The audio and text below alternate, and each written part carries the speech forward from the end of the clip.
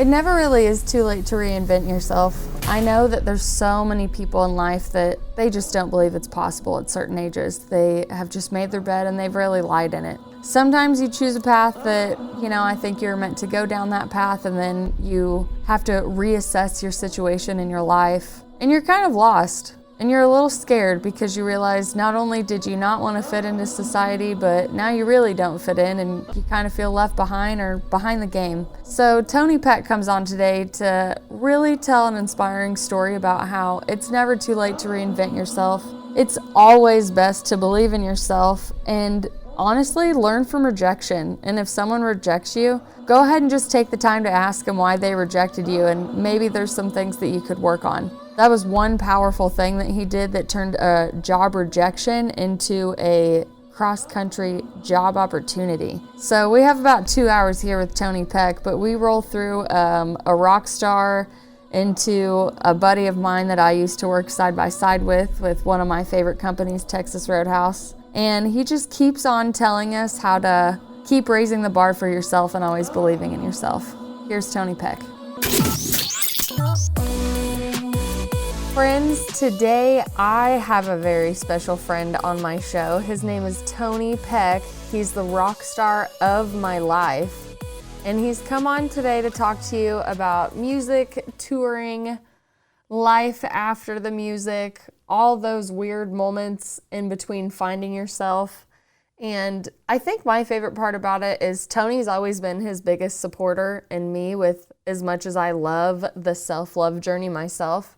I think he's a really good representation of just really taking it on the chin, and when it's low, making a joke about it because you're going to get through it.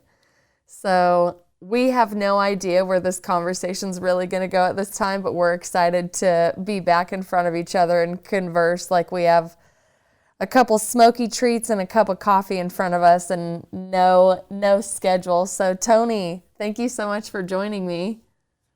Thanks for having me. Awesome to be here. Awesome to be here. I know the stories that we're about to get into, but I just want to thank you for coming on and sharing them with me. Even just seeing your face brings back so many good memories for me. I wish that I could just infuse that feeling into the podcast for everybody, like how good it is to just see an old friend of yours. So I'm literally just going to fangirl you the whole time unless you take over the conversation. Where do you want to start the story? I appreciate the support. I need the constant reassurance. Yeah, I'm a big Tony fan. I could never tattoo your name across my chest like you did Busch Stadium. But trust me, there was a time where I was pretty sure you and I were just going to end up with some mom hearts on us at a tattoo shop. That would make sense. That would be very on brand for us. It really would. Which, for anybody that doesn't know how Tony and I met, we actually met working at a Texas Roadhouse together in Quincy, Illinois. And he walked up to my mom and let her know that he will be her son-in-law. And that is how I still introduce Tony to people these days when I have to tell them about him. So. Yeah. You kind of, I knew immediately that we were going to be good friends. I think when we met at Texas Roadhouse. When I saw you, I was like, my dude. Yeah. So I kind of, I think I've always kind of developed a sort of sense of leading with humor first. If you do it right, it comes across as charm. I think you do a great job at it. Immediately, you come off as a safe, funny person. That's what I would say about it. You're not like, oh, you're creepy and make inappropriate jokes. You're like, that guy, he can walk me to the parking lot after my shift. That's nice. Yeah. That's really nice. I'm a life-size teddy bear, so. Yes, you really are. One of the other things I love about you. You're just the sweetest. Okay, so obviously you had some really good times touring around the country, and I don't want to give any big spoilers away, but where do you want to start your story at? We can start from my upbringing, I suppose. I was born into a very traditionalist family. I grew up in rural Southern Illinois, Pike County, Illinois. So the kind of just the social structure and everything around me was very, it's what you expect, like you respect your parents, you go to church. Yada, you yada. might detassel at the age of 13 and 14. Huh? I said you might detassel corn at the age of 13 and 14. Like it's very or Midwestern, or even growing younger. up on the farm. Yeah, or even younger if you have your own farm. Yeah. Yeah.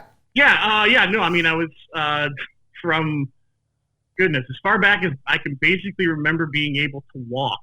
I was on the farm every weekend with my dad. My dad worked overnights at a natural gas pipeline company, and then spent every other waking moment helping his dad on the farm. And so, I think one of my earliest memories is probably riding on my dad's lap on a tractor. And so I was exposed and indoctrinated and imbued with rural country life and what that life is, everything about it. I raised hogs in 4-H. I was being like pushed and groomed to go into this like very, Pike County lifestyle, really. Yeah, no, I get it. I have a farm in Pike County to this day that my family is at. So, I mean, you're speaking my language. I knew my options there too. Yeah. Yeah, and really quick. It's like, are you going to take over the farm? Are you going to take over the business? Are you going to go to Western and then come back and take over the farm or the business, or maybe start another business? But I mean, no offense to anybody back home, but a lot of people, I mean, it wasn't the norm to like branch out and leave. That's what I got growing up in that area. Like it was okay. It was okay to stay. I think it was expected in most cases. Yeah, well, I mean, yeah, if you're going to take over the farm. Yeah, I get that. And again, it's like, no offense, because I still go back home. I love it. Don't get me wrong. But I was like you. I was one of the kids that I'm like, there's a world out there, and I really want to see it. And I don't know how to get there, but there's got to be more than this. Yeah, and early on, it became very clear that I was not wanting a traditional Pike County life. My mom told me stories that when I was probably 5 years old, my older sister was in marching band, and we would go to her parade. Her marching band would be in, and she would tell me that I would wait for each marching band to pass, and when the drum row came through, I would like intently focus on them and try to like mimic them, even though I'd like I had my own little drum that I was playing on, and I would mimic them and I would march alongside them to the point where my mom would like have to go running down the block and be like, no, like come back. Oh, how cool though. Don't you like, not to cut you off, because there's another guy that in retrospect, he didn't realize how much he loved the piano. Like when he was a kid, like he knew it was his passion, but he has little moments like that where he was like, oh, looking back now, like I couldn't take my eyes off the piano, and I wanted to know how to play it and do it. And now he teaches and it's his thing. So you looking back, you're like, obviously I was supposed to be a drummer. Like these are the memories I have where I can't even take my eyes off a drum line. I'm the same way with just any lead singer that I see. I was a vocalist when I was younger, and I strived to play guitar, but I really just strive more into dating the guitarist. But piano is also my first love, and I know that from moments of just being in a church and not being able to take my eyes off the pianist. Yeah. So, I think there's a lot of that. I think the moment that I personally remember that I wanted to become a drummer was, oh goodness, how old was I? I had just come home from kindergarten. I had kindergarten in the afternoon, and I had just come home from kindergarten, and my parents had gotten a satellite dish installed, and I knew it, and I knew what that was, and I knew what that meant. That meant we had MTV. Yes. And so I came home with the joy of every child on Christmas morning. Yeah, the hills are alive with the sound of music. Yeah. I was spinning through the front yard. I too have had I the knew same with moment. spin, So yeah. And so I come barreling off the bus into the front door. I turn on the TV immediately. I click the remote, and the very first music video that I ever see in my life is Nirvana's "Smells Like Teen Spirit" music video. yes. And I see Dave Grohl. I don't pay attention to Kurt. I don't pay attention to Chris. I see Dave Grohl in the back of that music video, absolutely losing his mind. Just getting it. Yes.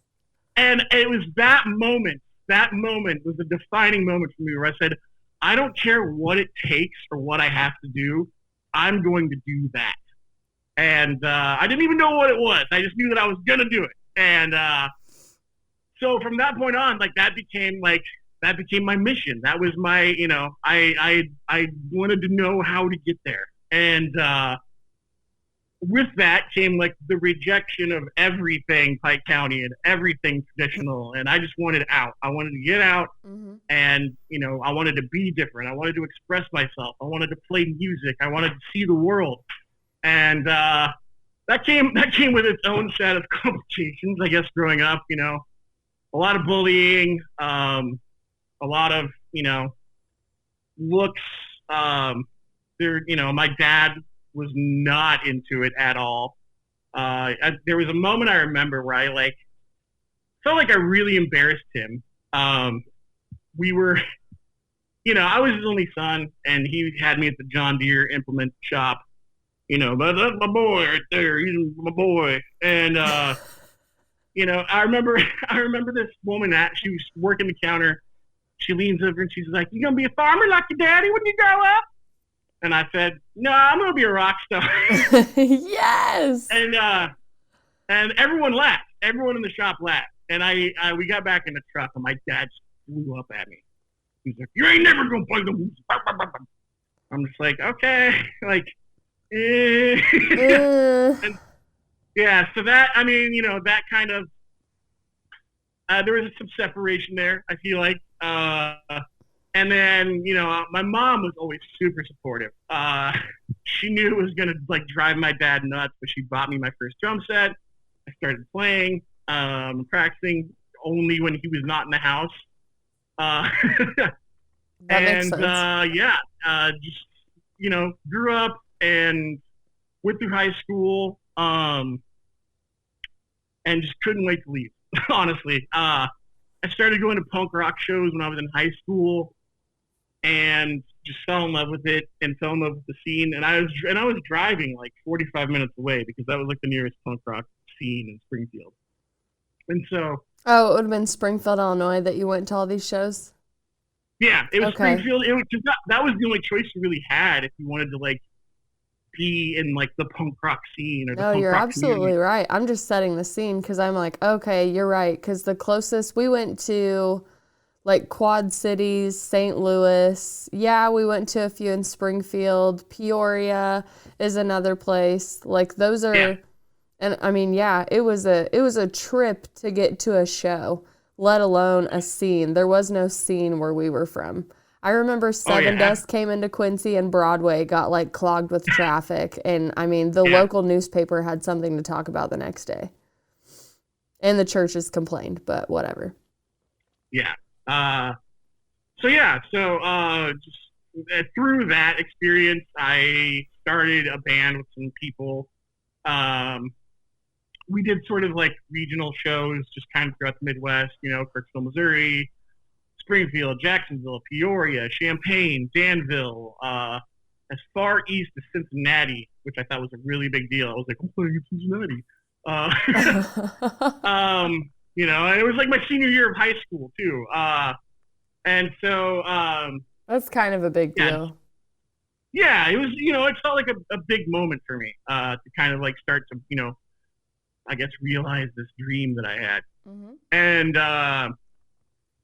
so I had plans, after high school to go to a technical school, because I didn't feel like I was good enough for 4-year college because my teachers and my guidance counselor and everybody, it kind of impressed upon me that notion that I just wasn't very smart.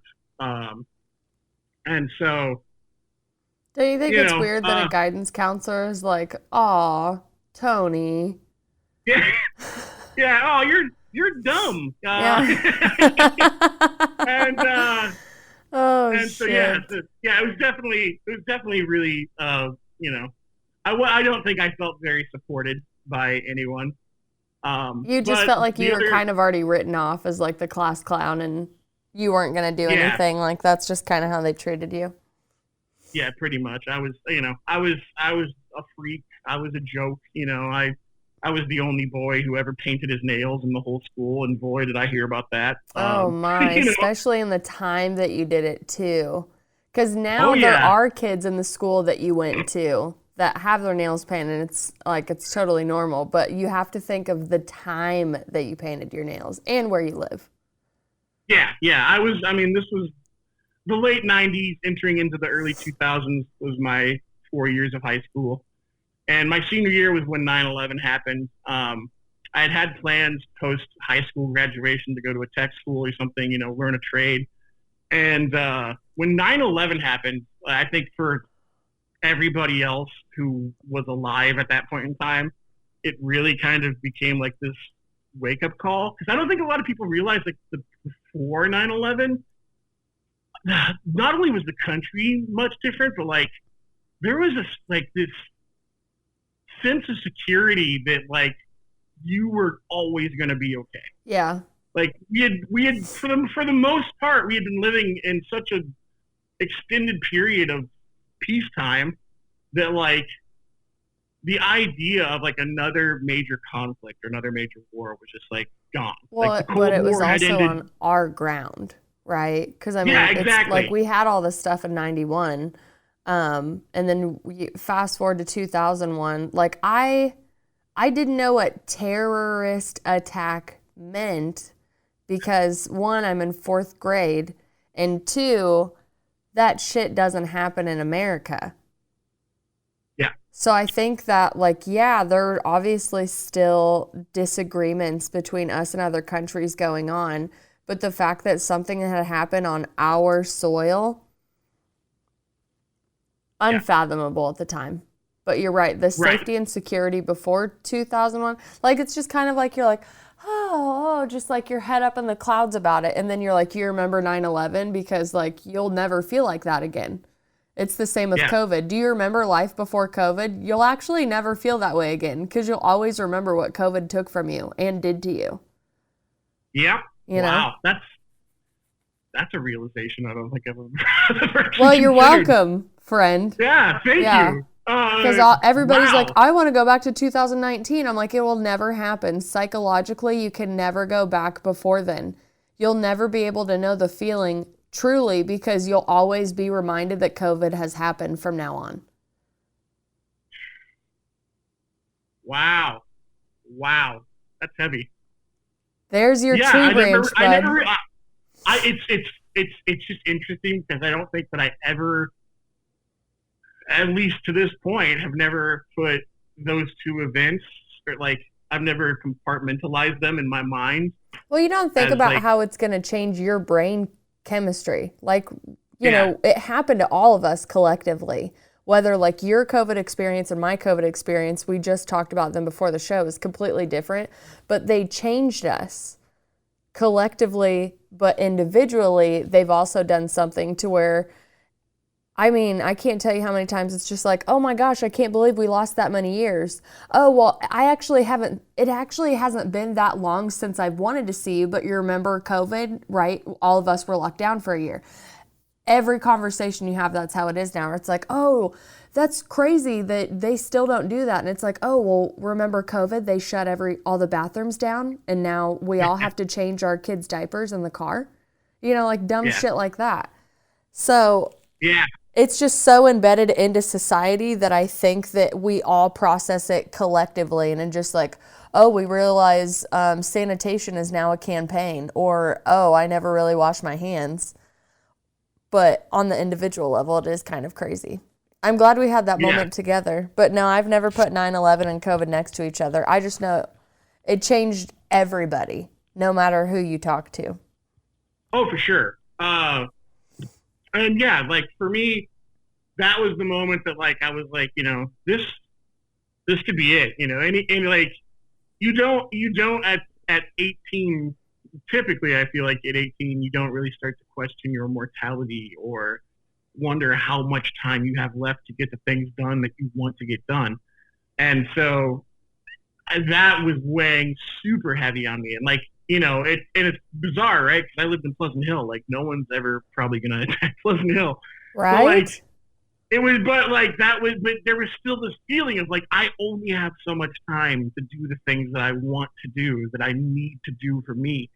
And so, yeah. So after I graduated from high school, I just said no, no to college. And I got a job delivering pizzas at a restaurant in Pittsfield, Illinois, and just started touring a lot with my band. Wait a minute. More and more. What was the place called? Do you remember? Does it start with a G? Giovanni's Pizza. Yes, we used to eat that all the time. Yeah. Oh, that's so crazy. I love their pizza. Yeah. It's so good. Yeah. Like true Italian family recipe. Mwah. Yeah. But I don't. We always called him Pete, but his real name was Pietro. And, oh my gosh. No, our dad took us in there and we always used to meet him. So as soon as you said pizza place in Pittsfield, I'm like, G, it starts with a G. Yeah. So we were he had a Christmas party for us one year and we were watching, just kind of passively watching, like the TV was on, but I think it was the History Channel and they were doing like this, like history of the mafia or whatever. And I turned and like paid attention to it for a second. And they were like, this mafia, this very famous historic mafia in Chicago, blah, blah, blah, blah, blah. And then they said the last name of the guy that they were talking about. And I said, hey, Pete, this guy's got the same last name as you. And he looks at the TV and he goes, oh, yeah, that's my uncle. Oh, my gosh, yes. And I was just like, oh, shit. Yes. So I'm delivering pizzas for the mob. Yes, perfect. No, I'm obsessed with mafia stuff. I could literally tree ranch right now and just say, if you're ever in Vegas, you have to go to the Mob Museum, like by the El Cortez. It's amazing. Yeah. They have a piece of the Valentine's Day Massacre wall in that museum. Yeah. Ooh, but that's full of energy. I'm so glad you brought it up because there's a lot of negative, dense energy in the room. And I paid as much respects as I could to it, but I'm a big believer in if you don't remember the past, you're condemned to repeat it. So there's a lot of things that are creepy that I do like to see just because I'm like, that happened. Humans actually inflicted that much pain on each other, and I want to remember. But back to the mafia, so I can get back to you. I 100% believe I lived a past life as a mafia person, as attracted as I am to it, historically learning about it, loving it, admiring it in some weird Bonnie and Clyde-esque type way. There's no way that I don't have a mafia life in my past life. And I feel the same for you too. I don't know if you were like necessarily a mob boss or even a hitman. I just feel like you're Tony, Where's Tony? You know what I mean? And it's fun. So that's even funnier because when it comes to my name, I know that my mom never anticipated on me ever meeting any Italians in my life. Because every time I meet any Italian, and I say, my name's Tony, their eyes grow wide and they're like, Tony! Yeah, family. Like, I'm part of their family immediately. Like that name buys me so much cred. And then I have to let them know the heartbreaking information that I'm not actually Italian. My mom just liked the name. And they're like, you're not Italian, but your name's Tony. And I'm like, yeah. I'm fully aware, and I'm so sorry that my mom did this to your community. I'm so sorry. I want to be one of you as well. Yeah, please teach me your Sunday gravy recipe. Yes. Okay, so you're delivering pizza for my childhood favorite pizza place, Giovanni's. We're making some really good connections here. Yeah. You're bringing back some nice memories for me. Yeah, I'm delivering pizzas. They're really cool about like being flexible and letting me take off for a couple of weeks to do like a Midwest run of shows and coming back. And I'm doing this, and like we're building like this kind of regional fan base around Illinois and Missouri and Iowa, Indiana, Wisconsin, and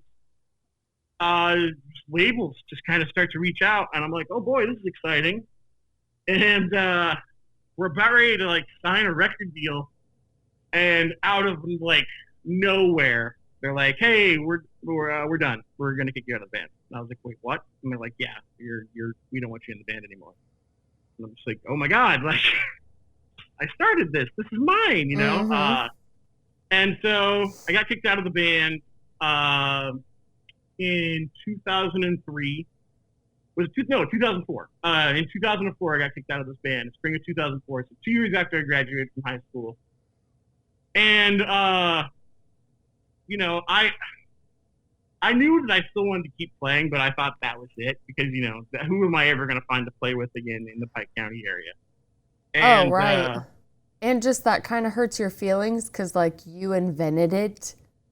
yeah, exactly. You're like, how do I That's get what the kicked band out of my own band? I don't even get it. It's the exactly. scene from Rockstar with, like, Mark Wahlberg, right? He's just like, how Yeah, do you kick kind me of. out of my own band? This is my mic cord.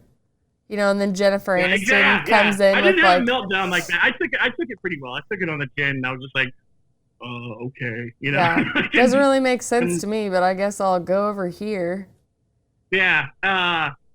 So I thought I was done. I thought I was washed up, and I was trying to figure out like what's the next move for me? Where do I go from here?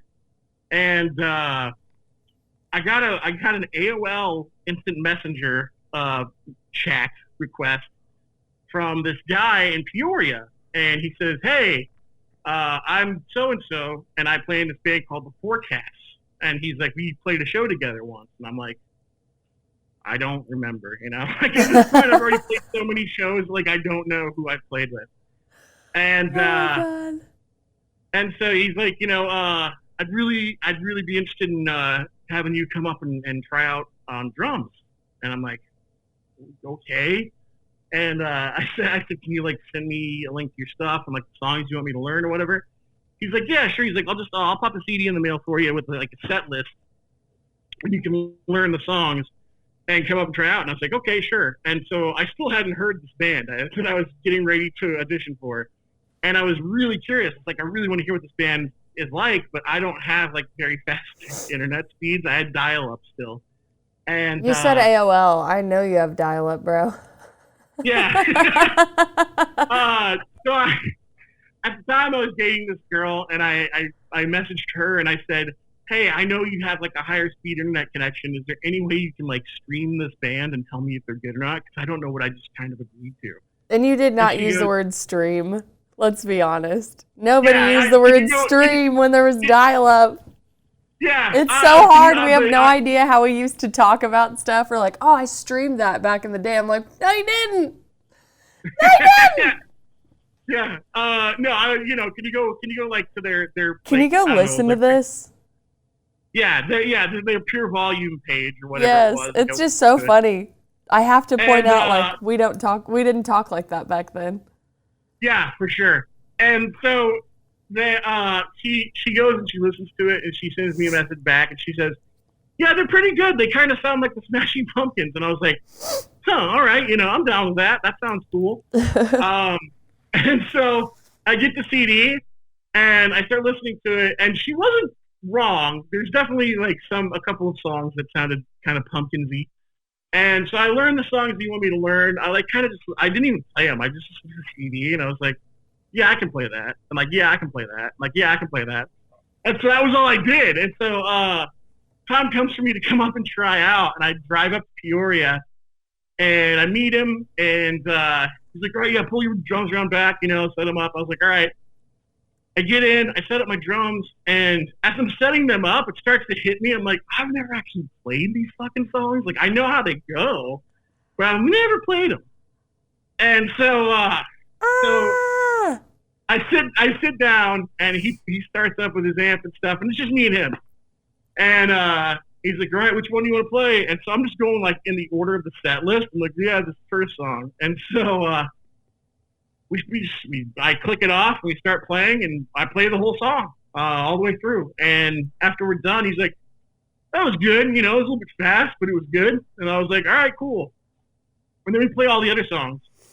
And when we're done, he goes, all right, cool. Well, we got a show on Friday. And I'm like, well, it's Wednesday now, and I'm 3 hours from my house, and I didn't bring a change of clothes.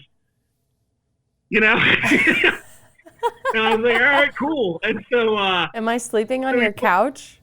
I was like, do I stay? Do I go home? Like, what do you want me to do? He's like, oh, it's cool. Yeah, I just, crash. And so, total musician. So I showed up to the show, and like, I still didn't know who the other two band members were. Like, I met them at the show that we were getting ready to play. You know, like, I was like, this is such a weird thing. And so basically joined this band. We had some member changes because the other two people who I didn't meet until that show were kind of at that point done. Like, they were over it. They didn't want to do it anymore. And so it was just back to me and this guy. And then we recruited two others, Matt and Shannon. So it's Dustin, Matt, Shannon, myself. And it was like write songs for a month and a half that summer. And we had studio time booked in September and for like a month in Nebraska. And so we went to Nebraska for a month and cut a record. And then started shopping it around to different labels. And in December or January, we started getting like really serious interest from Victory Records, who at that point in time had bands like Atreyu and Taking Back Sunday and Hawthorne Heights and Thursday, bands that had like at that point in time we're starting to really get very, very big and popular. Oh yeah, and they were the main scene people. Yeah, exactly. And so we kind of thought to ourselves like, hey, why? Maybe we can, be popular and not have to go get some stupid job. And that's the goal. Yeah. So we ended up after some like just really bizarre negotiations. Basically, every time he extended a contract offer to us, like it was just like too many records. Like he wanted like the initial offer was like 8 records for like $10,000 signing bonus or something. Like something. Oh my God, just something completely bullshit. Like very bad, just like not in our favor at all. Yeah. And so we would like say no, and he would like send us these really like abusive emails, which should have been a red flag to us of like how this relationship was going to go. But he would send us these like horrible emails, like you guys are pieces of shit, you'll never make anywhere without me, and blah blah blah blah blah. And then he would send back another offer, and it would still be like really bad. And we'd say no, and then he'd you guys have your attitude, you're so ego, and blah, blah, blah. And it's just like, do you think that's God. how he gets people to just sign on at just such a penny rate? He's just like, I'm going to berate them and make them feel so small and untalented that they have no choice but to make me 8 records of their soul for $10,000. And the 4 band members have to split the $10,000 before taxes. Yeah, exactly. We finally got like a deal that was like reasonable. And so we signed, and we put out that first record in May of 2005. And like instantly, like my life like changed in ways that I like didn't expect it to. Like it was like I went from playing like punk rock houses and like basement shows and like empty small bars to like very few people and like eating out of dumpsters, and like sleeping in the van and like just like really bottom of like the pile shit, right? And as soon as we signed, like our first tours, we were playing like very full clubs now, and like people were there to hear bands. People and were there. I got money at the end of every show. Like, it wasn't a lot, but I got like, like enough to eat something. Was that doesn't come from a dumpster. Per diem? Yeah. Okay.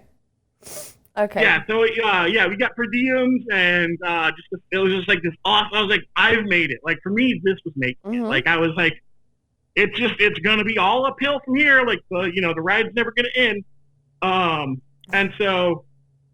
Gosh, just hit the road and probably spent, on average, like 280 days a year on the road for the next until 2010.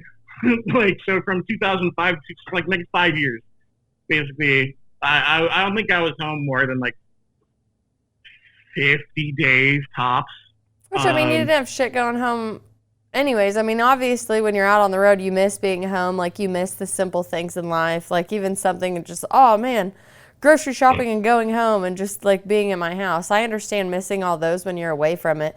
But at the same time, like, if you weren't touring 300 days out of the year and you were just dreaming about touring, like, it's kind of funny how when you're, you know, you want the other thing when you don't have it, right?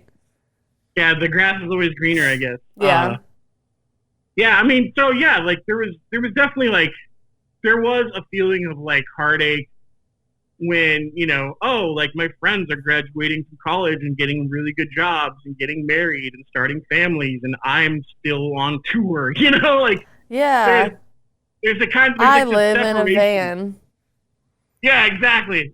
Which is great though. Like it's what I always wanted. Like I get to play in a different city every night with my best friends, and we just take the stage and go nuts and have the time of our life. And we don't have to worry about any bullshit and some stupid boss or anything like that. It's just play music, make music, record music, release music, tour. Like that was everything that I'd ever wanted, right? And so, yeah, I mean, I got to do a lot of really crazy, fun stuff. I got to, you know, perform in front of like 80,000 people, a giant stadium in New Jersey.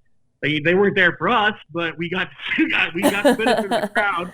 You're like, I was the opening band. I'm gonna be humble enough just to let you know. Yeah, for sure. It was like badass. a giant festival. It was a giant festival show called Bamboozle, and My Chemical Romance was the headliner. And this is like right after they released Black Parade. Oh shit! Yeah. Oh my gosh. Yeah, it was pretty awesome. What a time to be alive, let alone, who cares if you're the opener? You're the opener for My Chemical Romance after they released the Black Parade. Yeah. So I got to do that. I got to play at South by Southwest like every year for like 5 years in a row. Dang. And because of that, I fell in love with Austin, Texas very much. I would say I am in love with Austin, Texas as well. Yeah. Yes. Yeah. That place, and they always showed up for us too. Like I love that so much because like even when we would tour through there and not play not during South by Southwest, man, Austin was just a town that always showed up for our shows and always like made us feel really good. So I just love Austin. No, I totally get you. I do. I'm having some flashbacks of us talking about Austin, Texas. Yeah. Because we did get to compare like tour venues. Obviously, I wasn't the musician. I was dating the musician when I got to go out and be with him.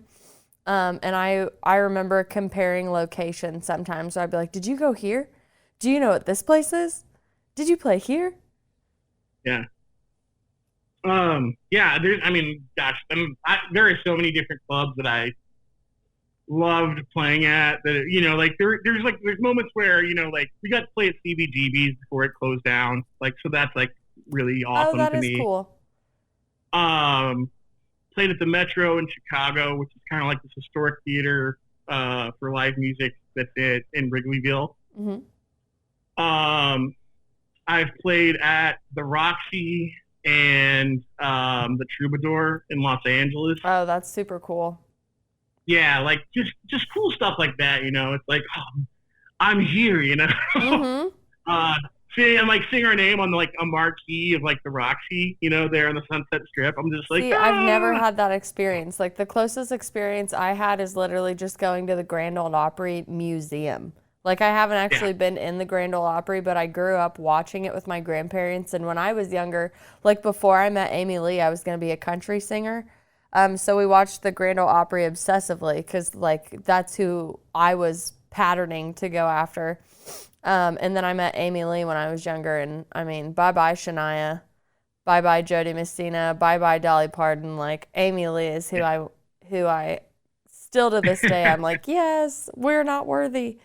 But I couldn't imagine, like, even I gave up on music a long time ago, which is why I love supporting it so much. And I don't think it's not like you can get back on the drums and I can learn piano again and sing whatever I want. There's obviously just steps that get you there, but I do think, like, I wonder what it would be like to have stood on that stage and been like, hey, we saw this when we were kids, like Yeah. that moment. And I know, like I told you last week, I've never been to Los Angeles, but I know that you've been there several times. So, like, the Roxy to you, I think, is like the Grand Ole Opry to me. Like, there's just something innately about it. And you got to stand there and do that, which I think is even cooler. But I mean, it's definitely like, I think I was born in 1983, and I had an older sister who I kind of idolized, and she was always listening to music with me. And I think that's probably how I learned to make music, like one of my escapes. Yeah. But I during that time as I was growing up as a really small child, listening to like records with my sister. She was into like the hair metal and glam metal bands of the 1980s, and so knowing that like bands like Motley Crue or any of those, like that LA scene of like That's exactly who bands. I was thinking of when you said the Roxy. Yeah, like that, like exactly, like they're so well associated with that venue, and to be like yeah, I'm fucking Motley Crue right now, Yeah. I'm pissing where they pissed. This is awesome. Yeah, exactly. Yeah. Like I'm playing on the same stage that they did. Like. Oh yeah. Very different time periods, very different cultural shift, but yeah. Yeah, you couldn't get away with any of that stuff these days. That's for sure. Yeah. But again, I really do like to pull that part of your story apart like slow string cheese. I'm like, can you put yourself in Tony's shoes right now and be like, I'm playing the Roxy. Like, this is my high school dream and I'm actually doing it. Like, I'm actually signed to a record label. I'm actually touring. And I'm from Pike County, Illinois. Yeah. It's kind of a big deal. Imagine spending your formative years in a cornfield. Just looking up and dreaming. Yeah. And then one day you find yourself, taking the main stage in the big room at the Roxy, It's pretty insane. It's one of my favorite stories, though. Yeah, and that was, it's still like the most treasured probably period of my life, was being part of the Forecast and being in that band and touring together and having all these experiences. It was everything. And then in around 2009, we left Victory Records. We signed with Eyeball Records, which was like a smaller label. And we put out one record with them that was like released to very little attention. And it was like, oh no. And then you start to notice the crowd get smaller and smaller and smaller. And you're like, oh no, this is the wrong direction. Right. And so we released one last record in 2012, but before that, in 2011, we had just gotten back from a tour, and it was like right at the beginning of 2011. We just gotten back from a tour, and as we're pulling in the van to stop and get out and go home, our lead singer Dustin, kind of puts it in park and turns and looks to us and says, I'm moving to New York City tomorrow. And we're like,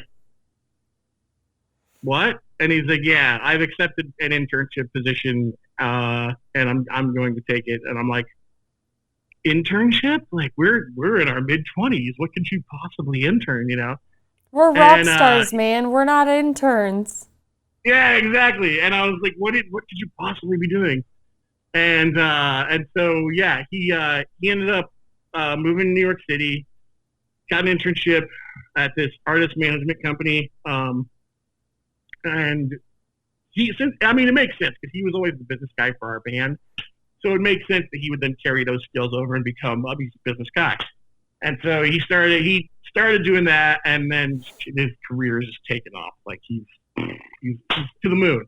But what that meant for me was that I had to go home and sort my fucking life out. Right. Yeah.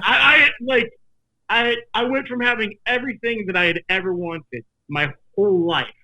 And keep in mind, at this point, I'm like 27, 28. And so that was everything that I had ever wanted, everything that I poured all of my energy into since like as far back as I can remember is now gone. Like I've lost that. I'm still friends with them. We're still like Dustin's still my brother. I love Shannon to death. Like we're still very close, but he left, and now we have to pick up the pieces of our own lives to figure out like what the hell am I supposed to be doing. And so I came back to Quincy, Illinois, and started just getting random jobs, bartending and waiting tables, because I figured that now that I have my own guy on the inside, right, I'm gonna get another offer because I'm too good. And Your and ego so, needs that recovery in that time, though. You know, it really is. Yeah. It really is just such an awful, awful feeling to have something like that just ripped away from you. And not that like Dustin never had like any mean intentions. Like he's obviously doing what is best for him.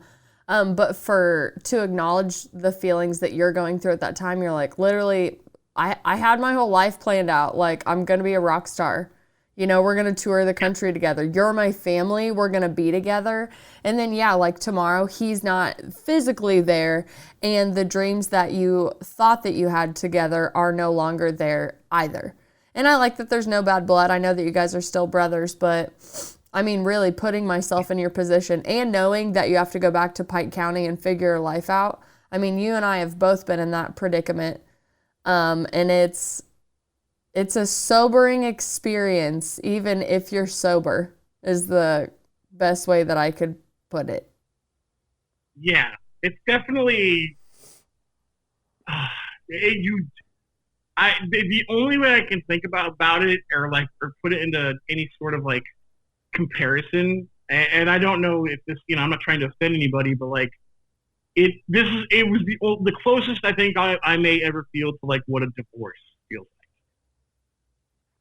like, because those bonds and those connections or whatever may still be there, at least on your end, but you've lost the one thing that you've been pouring all of your heart and your energy into, and you're just like, you're gutted. Like you didn't want to leave. So you got divorced. You obviously didn't want to leave. Yeah. So yeah, it's like being left and then going through the divorce as well. Right. I wanted to keep going. Yeah. And I went through like a grieving period of like. Oh, I had that with my first podcast. That was my baby. It was. I can't even, I still don't even know how to go into detail about it all the time. But when you said like, oh, I was gutted, I'm like, dude, I know exactly what you're talking about. Which, I mean, I will prevail, but that grieving period and the feeling of divorce, like all the things that you're expressing are all the things that I've literally gone through the last couple months with transitioning. So my heart goes out to you on that because I know it doesn't feel good. Yeah, it's not pleasant. But so I came home. I was living in Quincy, and just got random jobs bartending and waiting tables and whatever. And this opportunity to work at the new opening Texas Roadhouse. Hey, I mean, okay, so let's put this into perspective for people that are just like, okay, so another restaurant open. Texas Roadhouse is not Applebee's. Okay, we are talking about a full-blown successful plan just sitting, and it's about to hit your community. We're talking about 18,000 like plus jobs. We're like money infused into the local government, just like so many things that Texas Roadhouse brought to Quincy, Illinois that, I mean, our jobs alone and like us meeting and sitting here today is one. But I do like, obviously, like now leaving Roadhouse and the hype and the culture and everything, it's really hard for me to explain the importance of Texas Roadhouse in my life and just how big of a company they are to people that didn't really drink the Kool-Aid. They just think that all restaurants are the same, you know? And yeah. I mean, I sat there during training the same day you did, and I was like, don't know what I'm doing with my life, just came here, gonna work this job, everything's gonna be great, like still young, still have no idea what's going on. And you just have all these trainers like drinking massive amounts of Red Bull, just jumping around you, and you're like, I can never be this positive. They're going to find out about me. That's what I remember thinking during training. I was like, I'm not going to make it through training. They're going to find out. Yeah. No, there is, it's, I think for me, I was optimistic. I thought maybe, even if like I didn't get another offer to go out on the road, which I was praying every day would come. But like, even if I didn't get another offer on the road, like this felt like a really good opportunity for me to like have some sense of stability and maybe start trying to live like a normal person. Somebody. I feel like I was there in my life too, except for like I obviously just didn't leave my favorite rock band. I just left my boyfriend of however many years. And like the forecast was your identity. Like that relationship defined a huge chunk of my life. It was my identity. And it was my plan. Like we were supposed to be together, right? In your little adolescent mind. So like when I started working at Roadhouse, I was living with him during training, and the day before opening, I put the key under the mat, packed my bags up, and left. So when I literally started Roadhouse, I started a whole new identity and a whole new life. And there were a lot of people in that opening that I found out later down the road that we were all in literally the same format of our life. Like you had just come back to figure your shit out. I was literally starting a whole new life and identity. And there were a couple people that had just moved into Quincy at the same time of the opening. I don't want to say their names, but so many of us were going through a transitional period in our life where, yes, you're right, the stability of Roadhouse is probably what shaped us into who we are today. So I'm always super thankful for those times, not just the people, but just those times in general, because I can honestly say I don't know what would have happened to me if I didn't have the stability of Roadhouse at that time.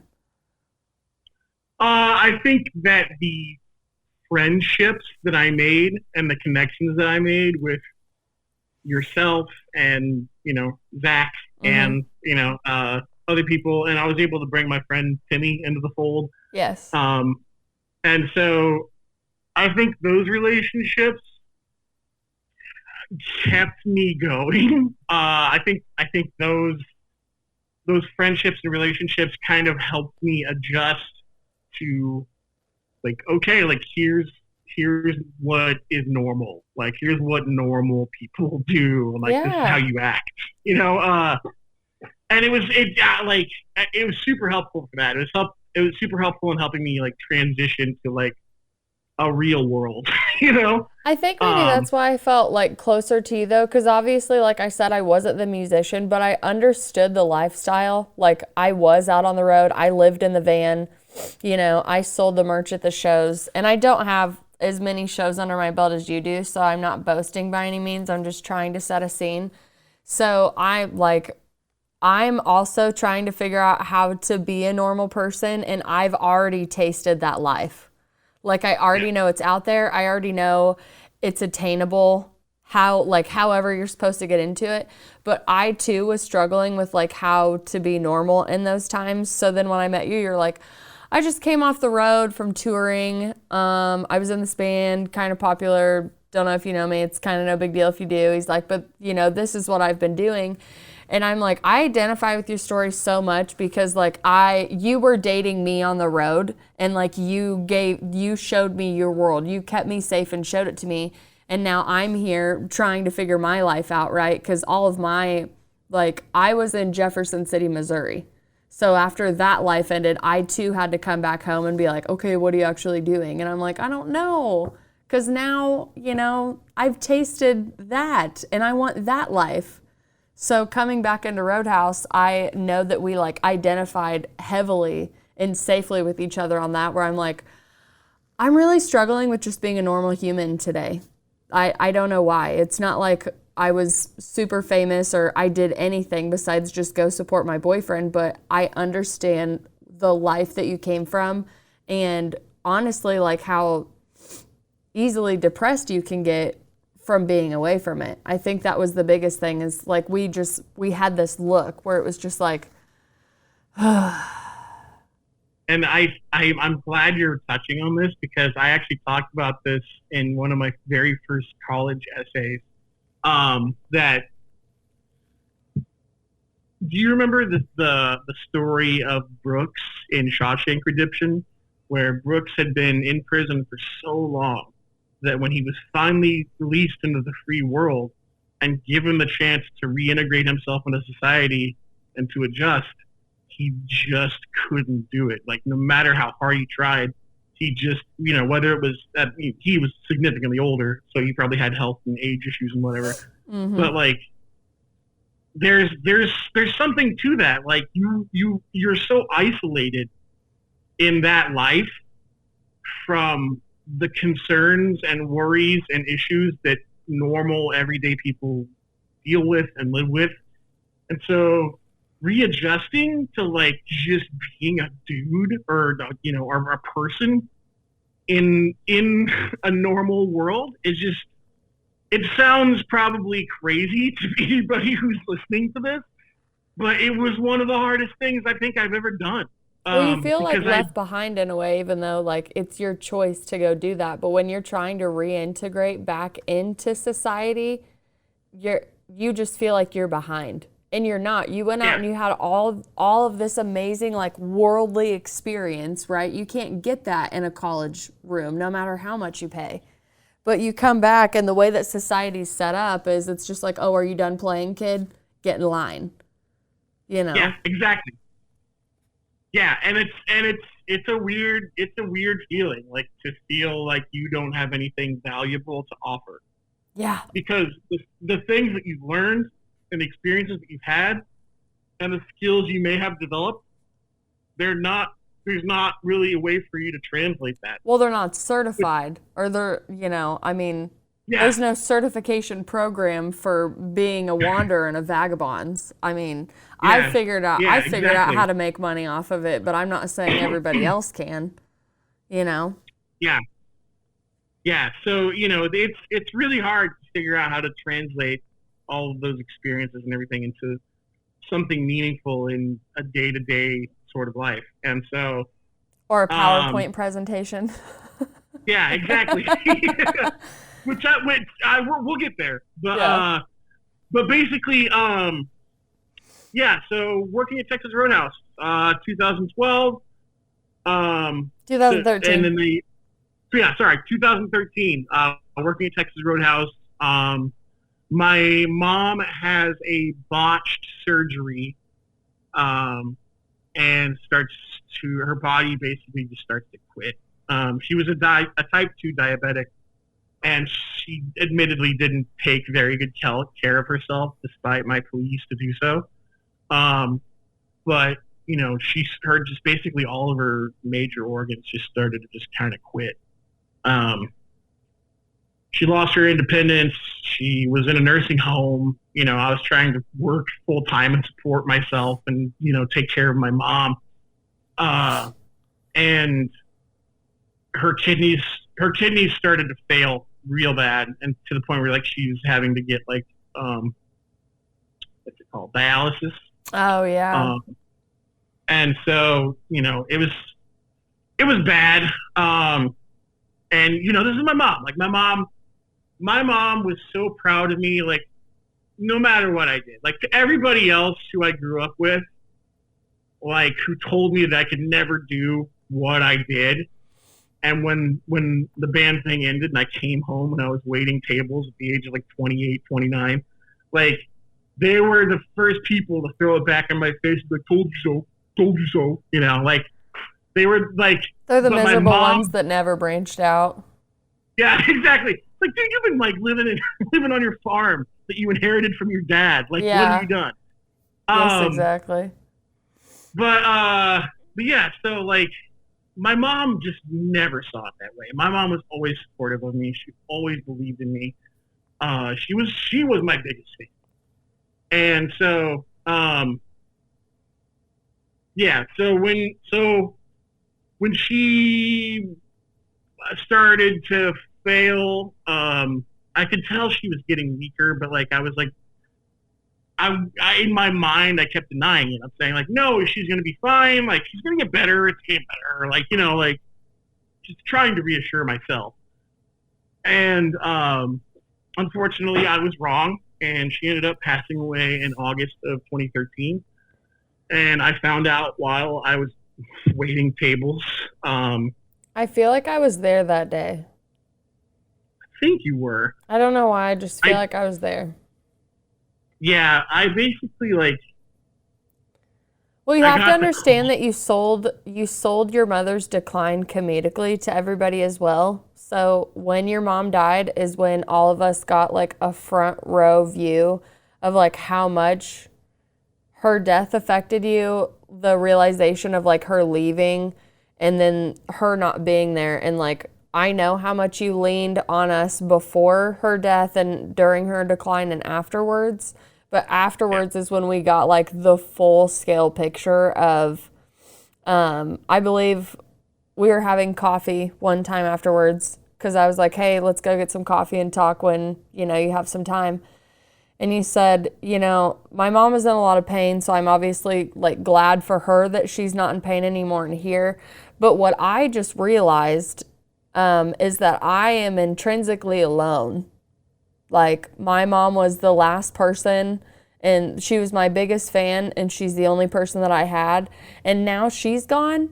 And I just kind of feel like my program ran out again. And that happens to me often. So it's not like, I'm not going to figure it out. But right now, the awareness that you had and knowing like, hey, my biggest fan's gone. And like we got a front row seat to that grief and that pain. yeah, yeah, and I think, yeah, like I've always from an early age, I've always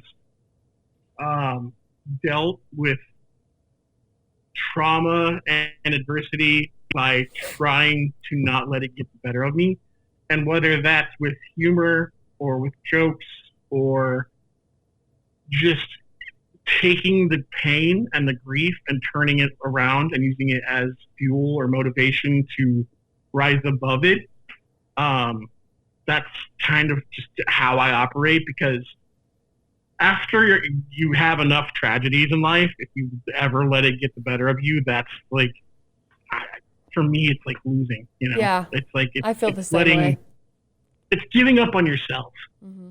and I don't know why I've always been like this, like as a person, but like I've never wanted to give up on myself. I've come close, but I've never wanted to. Like there's like, and maybe it's fight or flight, or maybe it's this like innate desire to keep living. Mm-hmm. But like, I just can't give up on myself. Like, I refuse. Like, it's like, I've I seen you say, and in I don't some know. I've seen you in some dark times. Obviously, losing your mother was a big one. But I mean, just obviously with the feeling lost, don't know where to go. Like I said, like you got off the road at 28 and 29. So obviously you went through oh, my friends graduated. They have their white picket fence. Like they're settled in, right? And I think that doesn't get talked enough about with creative people. Obviously, like they're operating in a society that wasn't made for them, like right-brained people, right? They're just like, oh, you're creative, learn a left brain skill and you'll be able to fit in here. Yeah, But you're not the first person that I know really struggles with like how am I not only going to do it today, but can I continuously do it over time? You are pulled by like this invisible muse in your head almost, because you think of everything creatively, which I think is why you thrive in your job today. You're able to be creative. yeah, But again, like, just so I don't lose my tree branch, being able to see you in those moments, I credit you for never taking it out on anybody. Like, you've had days where like you were frustrated, but you weren't like mean to anybody. It always made you more empathetic and compassionate towards other people in any situation. I think like that was your one up in society, was you had an intuition that a lot of these people that never had the courage to go for their dreams never developed. And like I said, like I was starting my life over. I think I was like 22, I think, when we started then. And yeah, I think one of the main reasons I wanted you on the show is you're always so optimistic and inspiring, and you never gave up.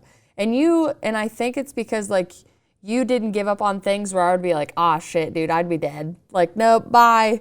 Nope, better luck next life. Not doing this. And you just came and you had a smile on your face every day. Hi, Shy, how you doing? You know, you'd be complimenting people, hugging people. You always, like, I call it the Robin Williams effect, because I realize I do this to people too. But it's like you never want anybody to feel as bad as you're feeling. And if you constantly walk around with like a cloud over your head, but people don't know that the cloud's over your head, but you know the cloud's over your head, you go around and you literally just pick everybody up. And that's you. And yeah. I think it's just a part of who you are, your character and your soul. But I really do think it's because you don't want people to feel as bad as you've felt in so many different times of your life, whether it's the trauma from home, the bullying from school, you know, any adversity that life's really thrown at you. So I absolutely like agree with that. I think that Robin Williams example, because what was it that what they said is like people who are going through like the most severe trauma and pain experiences, they know that they don't want anybody else to ever go through what they're going through. And so they work really hard to make sure that like everyone around them is having a great time. You know? Oh yeah, like you're always pouring energy into everybody else. I mean, oh my gosh, you were one of the best pick-me-ups ever when I came into work. Like, if I needed to know if I looked good, all I had to do was say hello to you. You're like, Shy, you're just glowing today. Oh, you look so great, which is great because, you know, I just left a very harsh, I call it a karmic relationship.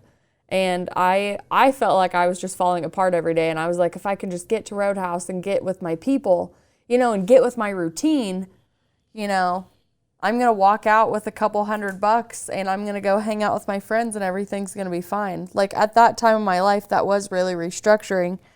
But just to backtrack, that analogy that you made about him leaving jail and obviously not knowing how to integrate in real life, I can say a lot of us in that restaurant were going through at that time.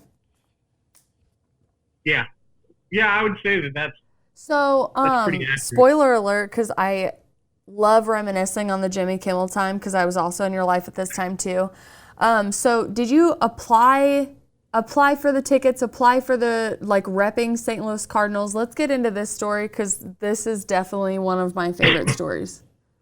Right. So this was actually shortly after my mother passed. It would have been the 2013 playoffs and World Series for Major League Baseball. I got an email from Dustin, and he said, "Hey, can you do me a favor and take a photo of your chest and send it to this email?" I love Dustin. Like, no context. That was the only context he provided. And I look at the email address he wants me to send it to, and it's an @JimmyKimmelLive.com email address. And I'm like, I just got asked to send a topless photo of myself to a complete stranger who I'm assuming works at Jimmy Kimmel.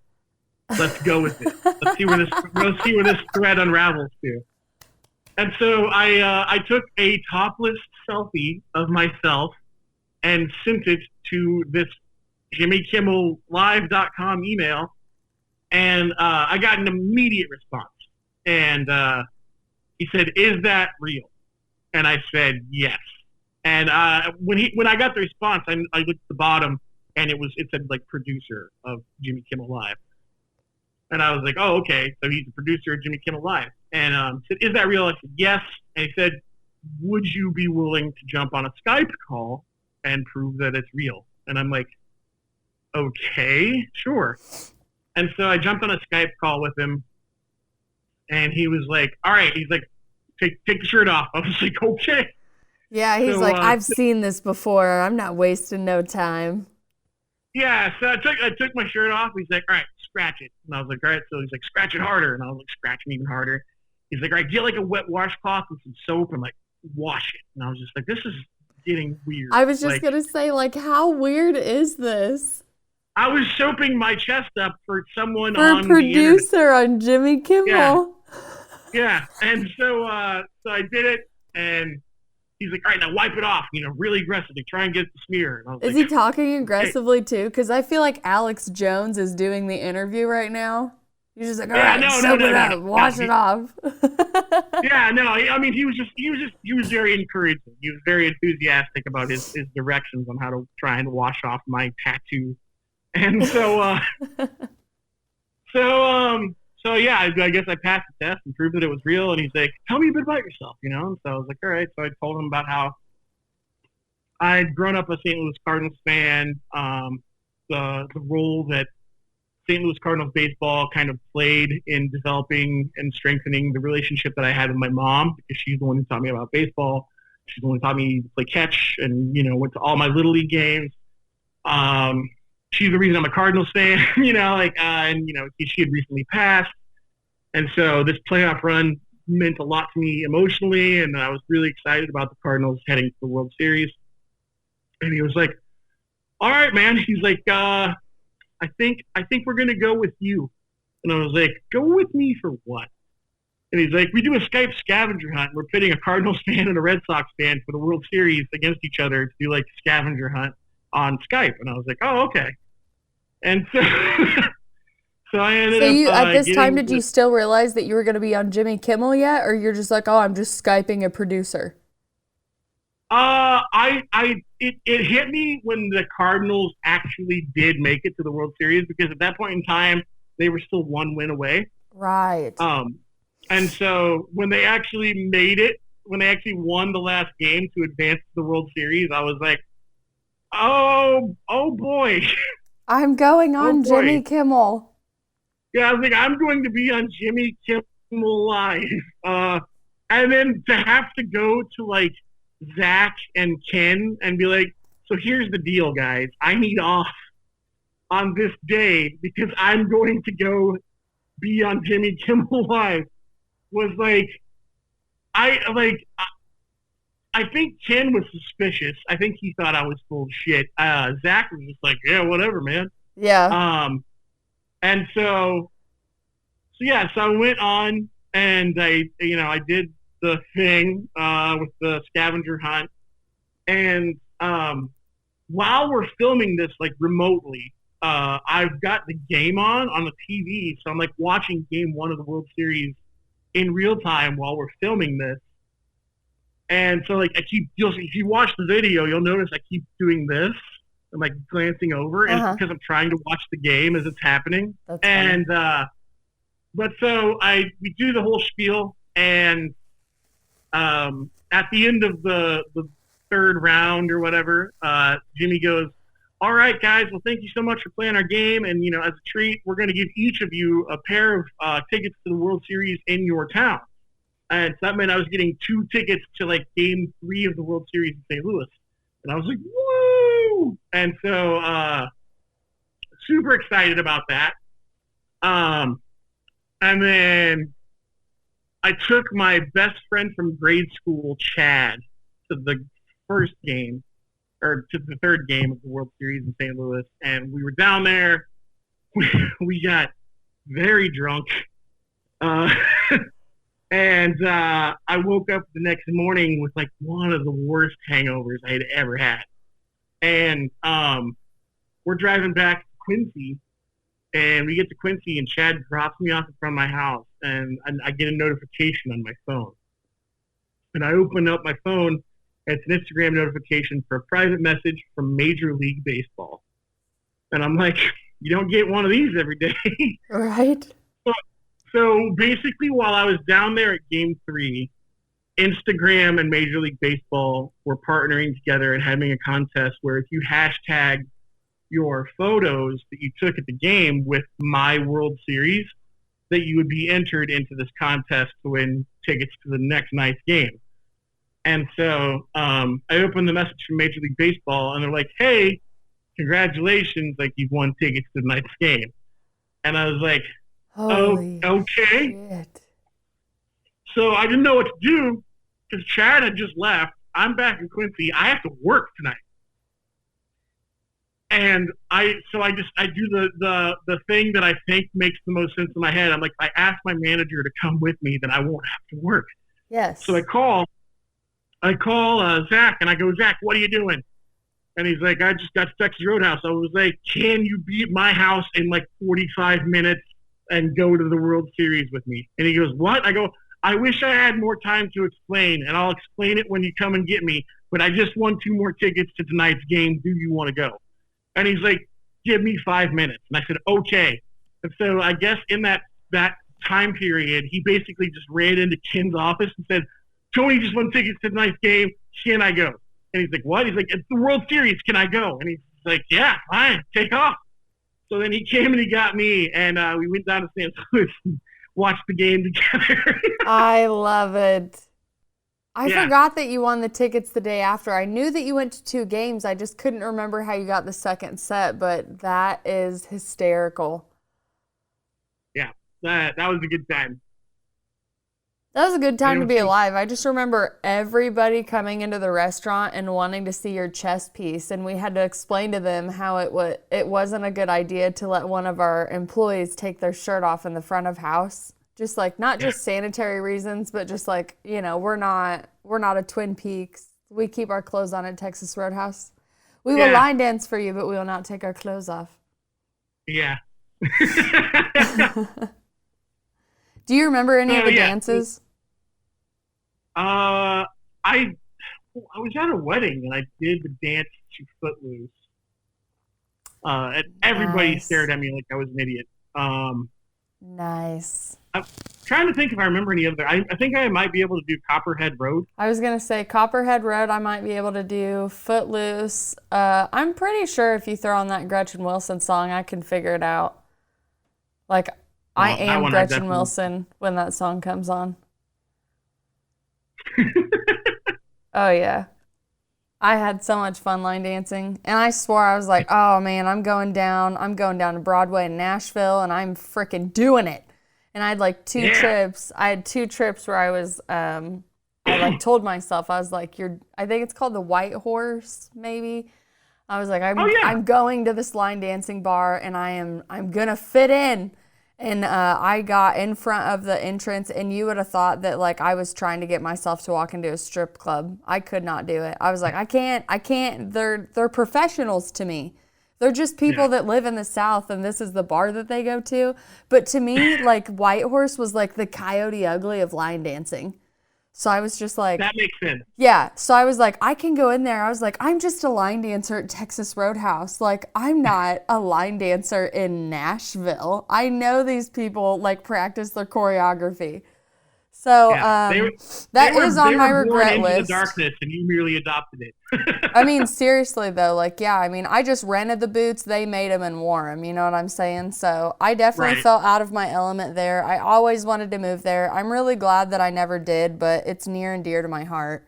Like, a part of me lives there is kind of how I feel about it. So, but yeah, I had to bring up the line dances for sure.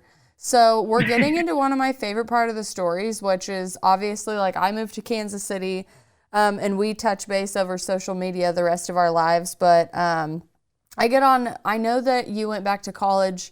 You went through this really awesome, I'm going to lose a bunch of weight journey at the same time as taking a bunch of credit hours. But the fact that you aren't dumb, right, was proven when you went to college. And you got to have a little fuck you moment when you were picked to do the speech for the class as well. Right. Yeah. So 2014, I start I start dating a lady, and I still am dealing with like all of the emotions of like losing my mom. And we start dating, and it's like pretty fast. Like we're both, falling for each other. And looking back on it now, I don't know what her end game was, but I was like, I don't remember this person, so must have not. Yeah, I'm leaving her name out. I don't want her to get anything. But, no, you're fine. But we were attracted to each other and kind of got into it, and it fell in love pretty quickly. And because I think she understood or knew that I was still in that grieving period of like losing my mom and feeling alone, and I think she did a really great job emotionally manipulating me, and just with the things that she said, like, I'm going to be here for you now. Like we have a future together. Like this is going to last. And, I'm going to take care of you, and we're together. We're going to go do all these things now. And to you, obviously that's music to your ears at that time. Yeah. Like I fell for it. So I'm just head over heels crazy about her. She's making all of these amazing, like emotionally deep, connective promises and like plans with me, and I'm loving it. I'm like, I finally have somebody in my life who understands me, who loves me. Like I now have somebody else beside me. And so this goes on through most like 2014 and into 2015. And I never actually found out whether or not that she had been cheating or not. I suspected it, but she just very kind of abruptly just started becoming very cold, very distant. And I was like, I don't what? What's happened, Yeah, where's all my love? And she started to just really pull away, and she ended up breaking up with me. And she called me on the phone to do it. So she called me, and she's crying while she's breaking up with me. And I'm like, I'm hurt, and I just say like, why? Like, why are you doing this? And and this was like another defining moment for me. But she said, you have no future. And like those words cut me so deeply that I was on the floor. Like I've never been hit that hard. And so here we go again. Another really horrible thing happened. Right. And so I'm kind of just like, oh God, like my life is a mess. I'm working the Texas Roadhouse, and I'm 30. At this point, I'm like 30 years old, 31 years old. And I'm like, what am I even doing? Like, I've got nothing really to show for it after the end of the week. And my back hurts, my knee hurts. I'm busting my ass for people who don't care. And I'm just hoping and praying that they at least leave me a 20% tip. And that combined with like what she had said to me, and I was just like, oh my God, like what if she's right? What if I don't have a future? And what am I doing with my life? And I went out after drinking, or after working one night. Timmy and I went out drinking. We went to Spring Street. Spring Street? Yeah, Spring Street. And we ran into an old friend of mine that we both knew. And he was working at John Wood. And I was just talking to him, and I was like, yeah, man, like, I was always told that, like, I wasn't smart enough for college, and I could never make it or whatever. And, college isn't for people like you, Tony. Yeah, I know, exactly. I think deep down, I always knew I wasn't like stupid per se. I just didn't try. Mm-hmm. And so, I'm just like, like, how hard is it? Like, could I start? Could I start now? Would it even make sense, like, for me to start at the age of 31? And I remember he got really excited. He's like, dude, it's never too late to start. Like, you just start now. He's like, you can come in tomorrow and take this like entrance test, the compass test. Mm-hmm. And based on like, if you can pass all the prerequisite qualifications of that test, like we can start putting you in classes right now. I was like, what? No way. Like it can't be that easy, And so I went and I took the compass test, and I came in and to his office because he was part of the admissions crew there, and I handed him my test results. And he's like, dude, these reading and spelling and grammar, like all this like reading comprehension stuff, he's like, these scores are off the charts. He's like, I've never seen scores this high. And I was like, oh, that's cool. That's maybe I'm not stupid then. Wow. And so he's like, yeah. He's like, you're fine. Let's do this. You want to do this? And I was like, yeah, I think I really do.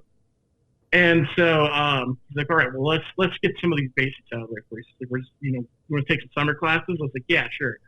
And he's like, let's put you in English first. He's like, you're clearly gonna do well. I was like, all right, cool. And so I took my first like English course over the summer, and immediately I was like hooked. I loved it. Like it gave me purpose. I had a new goal. I had a new like thing to shoot for. And I was like, oh my God, like I can do a thing now. Like I can go focus everything into this thing and obsess over it.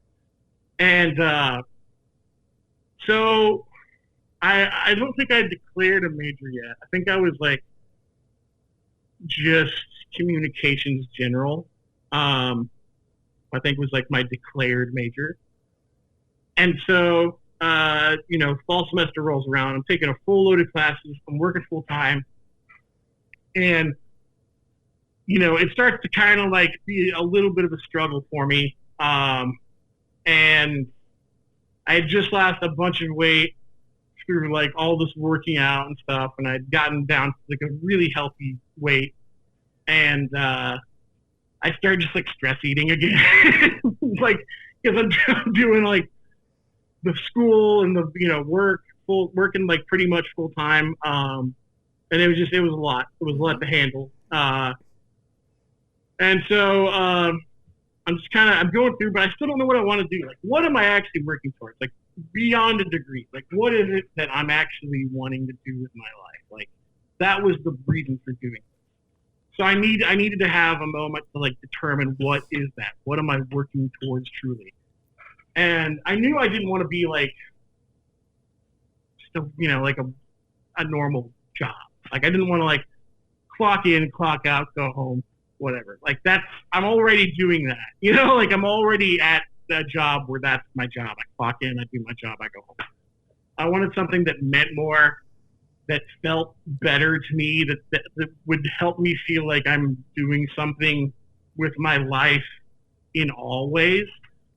And around this time, and this is going to sound ridiculous, but around this time, I start watching the show Mad Men from the beginning, and I'm watching it, and I'm seeing like what this world of advertising looks like.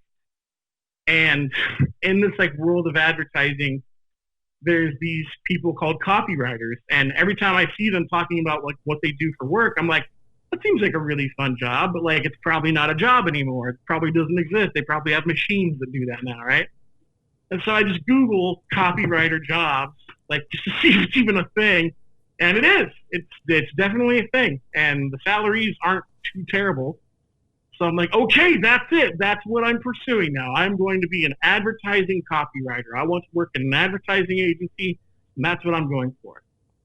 And so I really like reaffirm my commitment to this chase and just buckle down and just obsessively work on everything that I like, every project or every assignment that we get in classes, I pour all of my energy into. and I do really, really well. And I graduate. I'm on the dean's list every semester at John Wood, and I'm going to graduate with honors. And probably like 2 months before graduation, one of the administration people at John Wood pulls me into their office and says, "Hey, can you submit a speech? We want you to be one of the speeches at graduation." And I'm like, "What?" Like, Yeah. what? Why? Yeah. Why me? And they were like, "You were, nominated by your teachers, and they think you've got a really great story to tell. So tell it." And I was like, "Are you sure about this?" And I'm like, "Yeah." So I went home and I started to kind of reflect and think about what has my journey meant, and what could I even say or share with people that would have any sort of impact or meaning at a graduation ceremony. And I was like, I guess I could just be honest and just tell them my story. And so I just sat down and started writing, and I wrote my story and tried to make it feel as relatable and engaging as I could. But I wrote it, and then I submitted it to the administration of the college, and they're like, "This is great. You're gonna speak." And I was like, "Cool." It's like Jimmy Kimmel all over again. You're like, "What am I doing? What did I just?" Yeah, it's like what? And that's also a recurring theme. It's like, I would try it out for the forecast, and I'd never played any of the songs. I went on Jimmy Kimmel just kind of haphazardly, like, "Yeah, it sounds fun." And I'm giving a graduation speech, and I've never given a speech in my life or written a speech in my life. And I'm just like, "Yeah, all right, cool, I can do that."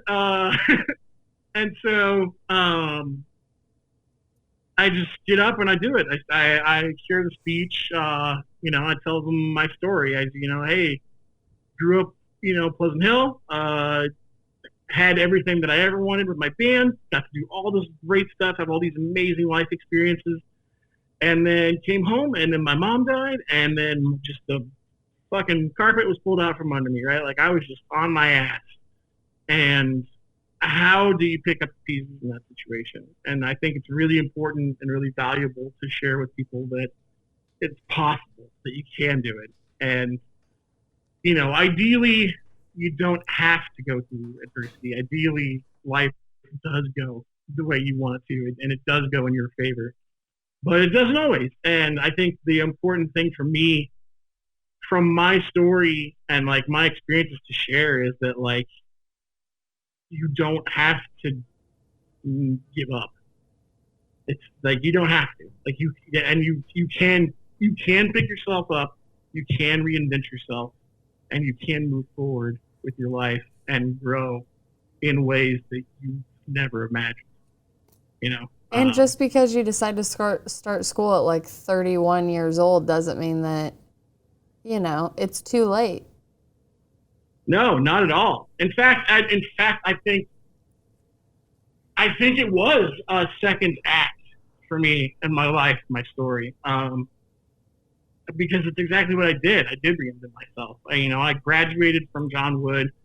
I was accepted to every college that I had applied for to finish my 4-year degree. So I was accepted everywhere. It was just a matter of can I afford it? And for a lot of them, I couldn't. And timing's a big piece too. Yeah, exactly. I remember I got my acceptance letter from the University of Miami, and within it was several very large amount of financial aid offers. And I just thought, I was like, I'm packing my fucking bags. I'm going to Miami. Woo! Because I didn't realize that they were, at the time, I didn't realize that they were as expensive as they are. Mm-hmm. Oh, especially out-of-state tuition. Awful. Yeah, and so I went and I looked at what my final bill of sale per year would be, and realized that even though their financial assistance was incredibly generous, I would still not be able to really, within reason, afford it. And I was like, so then I had to, take my swim trunks out of the suitcase. But yeah, so I ended up transferring to the University of Illinois at Urbana-Champaign and finishing my bachelor's of advertising there.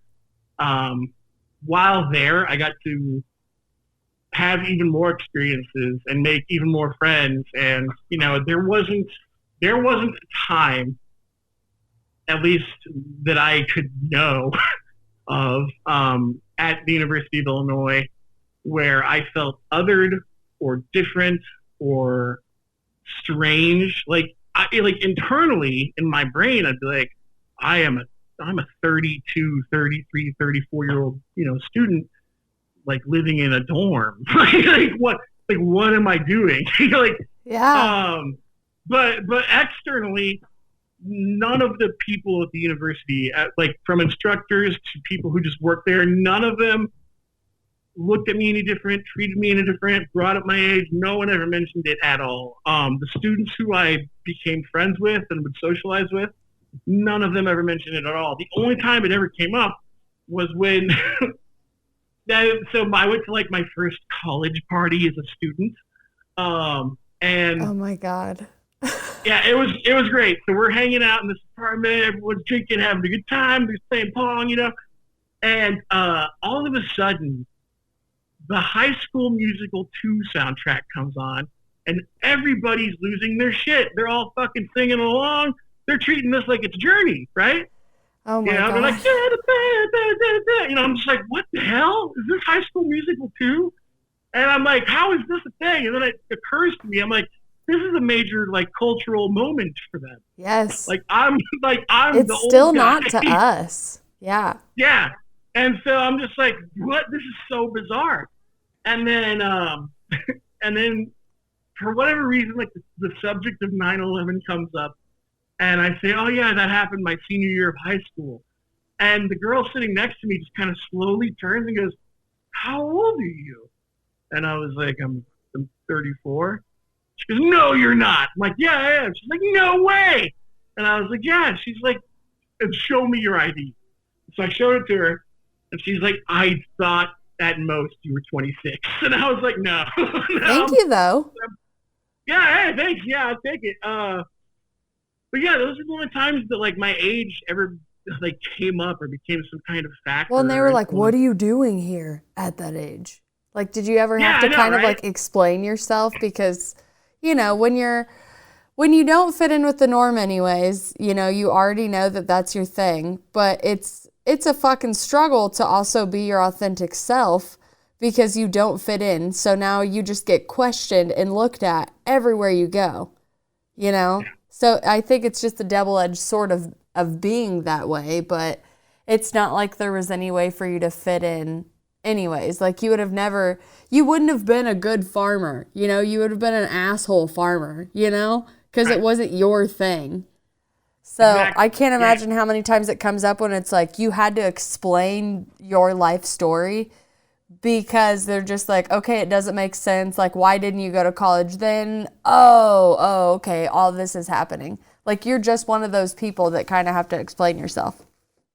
Exactly, yeah. And so, so while I was at the University of Illinois, I became a tour guide for the admissions office. I would do blogs. I would write blogs for the admissions office. I helped like a leadership position in the nation's largest student advertising club.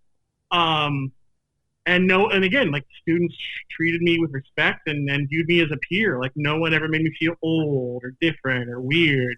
Like, which was awesome. Like which is really important. Yeah, I'm glad that you're highlighting that. And so like, I think if you're someone who is maybe on the fence about taking some sort of leap to reinvent yourself, definitely don't be afraid of it because again, I can only speak of my experience, I suppose, but like it's hard to do, but I think anybody can do it if they really, really are dedicated to it or committed to it. And I don't think you're going to meet as much resistance as you feel or convince yourself that you do. Like I'm one of those people who like plans everything, and I have to have a plan A, B, C, D, E, F, G, H, and I. before I'm comfortable moving forward with something.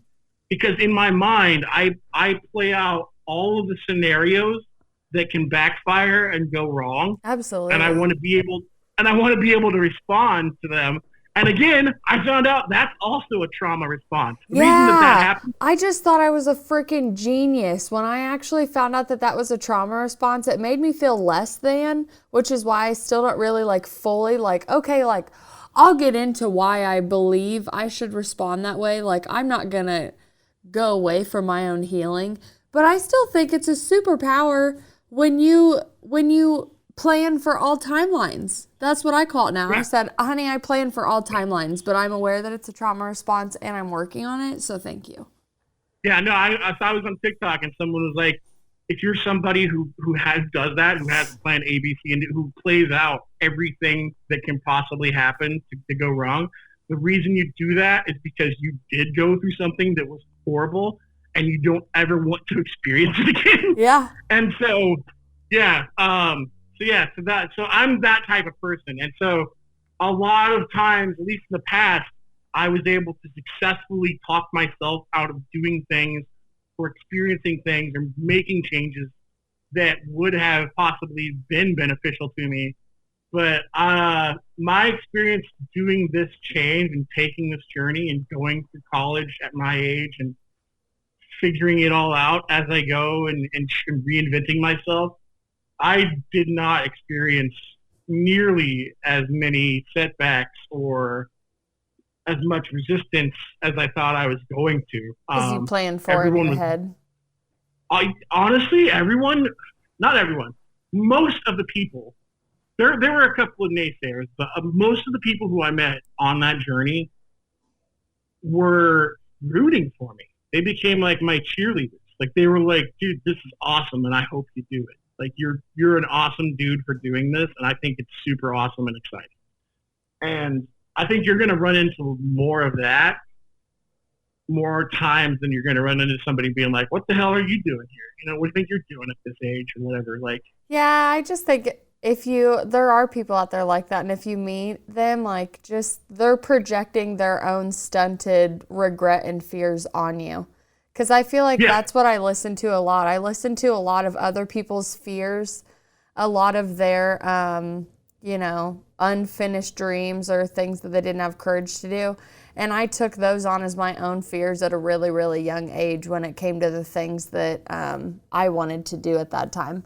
Which, I mean, just like you. So I wanted to go to Western when I was younger. I know you know that because you're from the area that I'm from. That's what you do. You go to John Wood or you go to Western or you just go get a job. And I went to, what are they? They're like the freshman tours that you can do. You're a senior in high school, but you can go, check out to see if you want to go to college there. I wanted to do a broadcasting degree.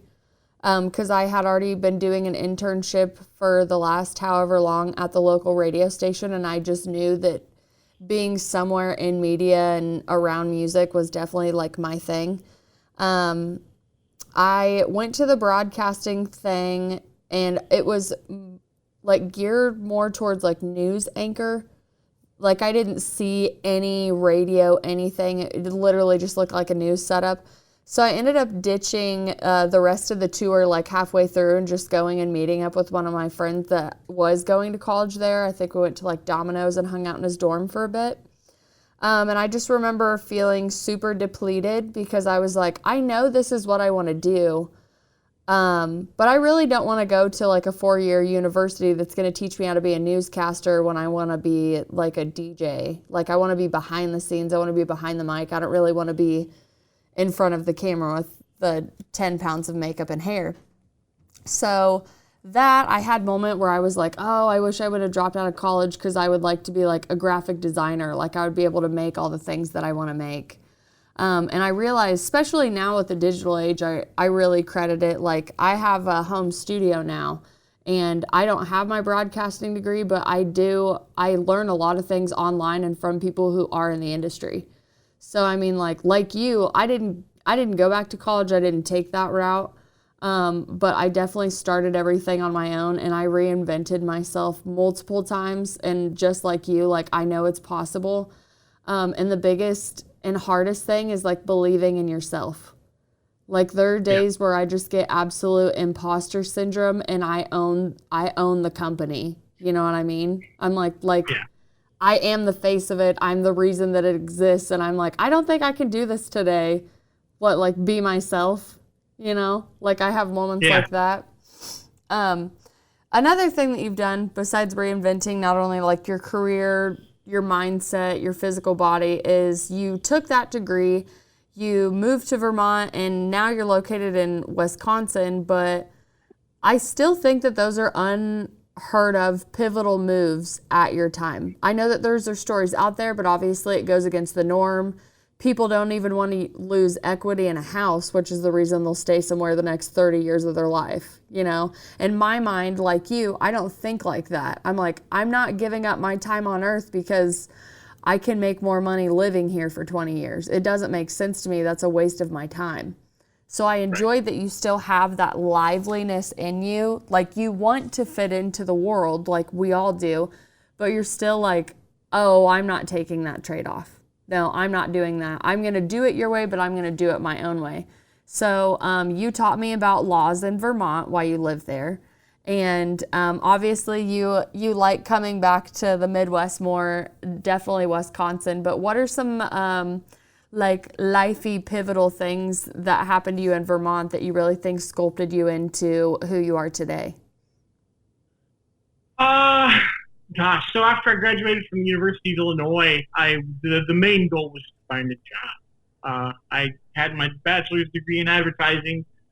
I wanted to be a creative, but I didn't go to portfolio school, and I didn't have the money to go and get like a graduate degree in some specialized, creative thing. I just wanted to be a copywriter. And so I had some work that I'd made as a student, and boy, was it bad. But I did it. I had something to show. And so I started applying to different advertising agencies in St. Louis and Chicago, and I'd had several interviews, but they all passed on me. And so I was starting to panic. I was like, "Oh God, did I go and get this degree for nothing? Like, why did I do this?" And then so I was like, you know what? Let's just expand the net. Let's just see where I land. And so I just started applying to every advertising agency from LA to Maine, So I ended up applying at this agency in Burlington, Vermont that specialized in the green energies, sort of industry. And I got hired there. Actually, it started off as a rejection, and I turned it into a job offer just because I wanted to know how I could not be bad. Because I basically sent my resume and my portfolio, and the guy was like, "This isn't very good," and I was like, "Okay, great. How can I make it better?" And I was like, "Can I just pick your brain? Can I just pick your brain and like get a few tips?" Because I was kind of tired of getting rejected. And he goes, "Yeah, call me on Wednesday." So I called him on Wednesday, and we talked for like half an hour. And he goes, "Tell you what," he's like, "I'm going to give you an assignment. You got 24 hours to get it done." He's like, "I want you to make me a full advertising campaign for an autonomous electronic lawnmower, right? One of those like plug-in lawnmowers that just mows your yard, kind of like the sweepy things, right?" Roomba thingies. Yeah. He's like, "Make me just a full advertising campaign based around that product." And I was like, "Okay." So I did all the research. I like polled my friends for like a consumer insight, and like when I made this advertising, and then I made this advertising campaign, and I sent it into him at like 6 a.m. the following day, and he goes, he sends back an email and he says, "This looks great. Call me, or I'll call you tonight at 5. And I was like, "All right, fine." So he calls me. He's like, "Hey, come out here and interview." I said, "Okay, great." So they flew me out to Vermont. Took the interview. Interview goes fine. Come back, pack my shit, move to Vermont. Start working there, and things are okay for starters. Like things are going all right. I'm doing, I'm learning the ropes and figuring out how to do this job. And, I start noticing that there's a lot of like cultural differences and like social differences, and like it's not that people from Vermont are particularly mean or anything. They're just like I'm used, and I'm sure you are too. I'm used to being in a grocery store, standing in line at the cash register and having casual conversations with strangers because it's just what we do. Yeah, you know? you're standing next to me. I'm talking to you. That's also the Yeah, roadhouse in you. That's the 10-4 rule that will never, ever go away no matter where you are in life, is what I found. Yeah. You're raised in the Midwest and you work for a roadhouse for a little less than a decade. You will greet and say hello to any animal, tree, or human that walks up to you until you take your last breath. Yeah. Thanks, Absolutely. Kent Taylor. And so, doing that in Vermont, like you get like looks, like you're some weird homeless person. They're like, yeah, it's just like, like I'd be standing in line next to somebody at Price Chopper or something and be like, hey, how's it going? How's your day? Just whatever, just anything because we're both standing there. And they look at me and they kind of give me one of these. They're like, fine, like what do you fucking want, Yeah. And so, super, super weird. I think, what was it? Somebody told me that the official state motto of Vermont is, welcome to Vermont, please leave. Yes. I mean, I haven't been there, but based on your stories, I could see that. Yeah, it's just like, yeah, you come visit, and then please get the hell out of here. Come visit, please leave. I still remember when you're like, yes, you can leave your house naked and walk around naked, and it's fine. Yeah. But if you get undressed in public, it's decent. It's indecent exposure. Yeah. So if you leave your house nude, and just be nude, you're allowed to be nude. It's totally fine. I found that out because I ran into I was walking to work one day and I was stopped at the gas station to get coffee. When I walked in, I didn't notice her when I walked in, but when I came to stand back in line, there's just a fully naked woman wearing combat boots and a choker necklace, and I'm just like, what? Like, what's happening here?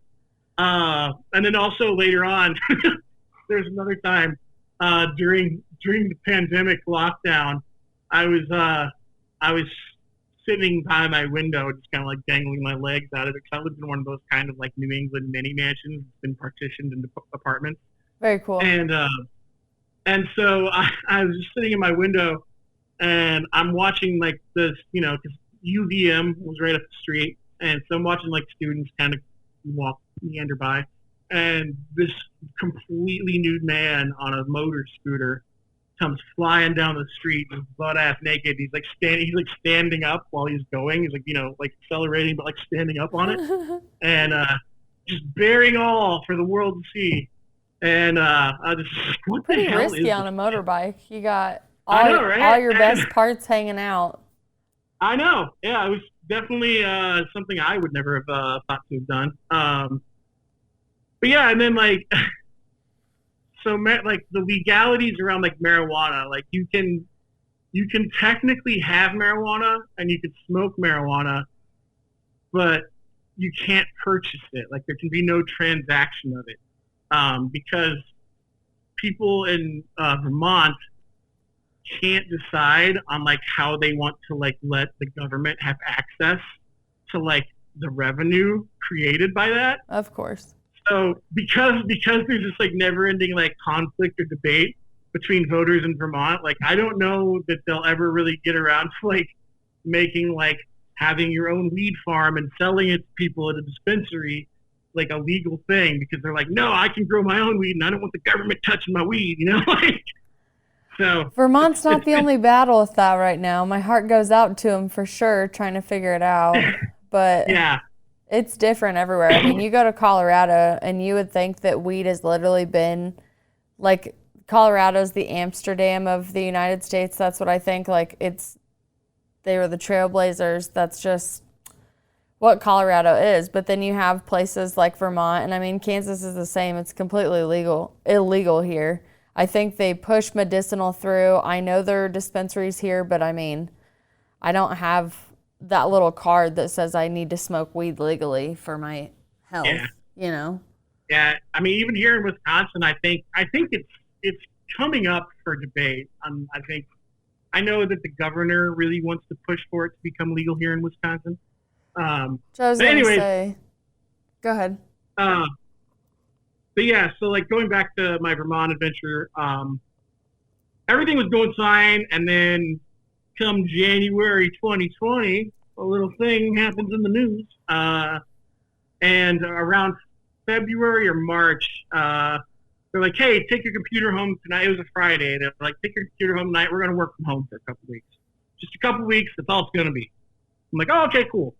So I take my computer home, and I'm just working from home for a couple weeks. That turns into a couple more weeks. That turns into a couple more weeks. And that turns into a couple more weeks. And those turn into a couple more months. That was the weirdest part about it is everyone was like, oh, we're going to shut the country down for 2 weeks. We're just going to eradicate this. And then after 2 weeks, everybody was like, okay, so we're not going back to work yet. So it was this weird limbo of I need to be ready to go back to work tomorrow, and then but work's still not there, and now work's still not there. And like now you really did, I mean, you have those videos of people like in their best attire, but then they have like no pants on, accidentally getting up from their webcam. Like the lifestyle that people didn't realize that they were even reinventing in their daily just work from home schedules is definitely something for me to observe that I think super interesting. I'm like, Yeah. Did anybody even realize, because we were all waiting to go back to work, right? Nobody ever thought that we would literally reinvent our whole society. Like look at DoorDash, Instacart, Uber Eats, all of that stuff. Like those companies came in clutch for us at that time, but now it's a way of life. Like, hey, do you want to eat tonight? And it's not even, oh, do you want to go out? It's like, do you want to DoorDash if you don't even want to cook anymore? Yeah, exactly. So yeah, so I mean, I was living in Vermont. I was getting all of my groceries delivered to me via Instacart. I didn't leave my apartment. I was shut in because I was so afraid of catching COVID because, you know, I've smoked cigarettes for many years and I was kind of a heavier set dude. And so just kind of sat in my apartment till 2021, basically, before I started actually going out in public again or feeling like I was safe to go out in public again. And, you know, I was going everywhere wearing my mask. And I think Vermont was pretty good about keeping masks on and socially distancing and things like that. But I had pretty much wrecked myself because I think I'd probably put on like 100 pounds just sitting in my apartment, eating, not exercising, just eating. And then I ended up losing my job there in Vermont in September or October of 2020, and then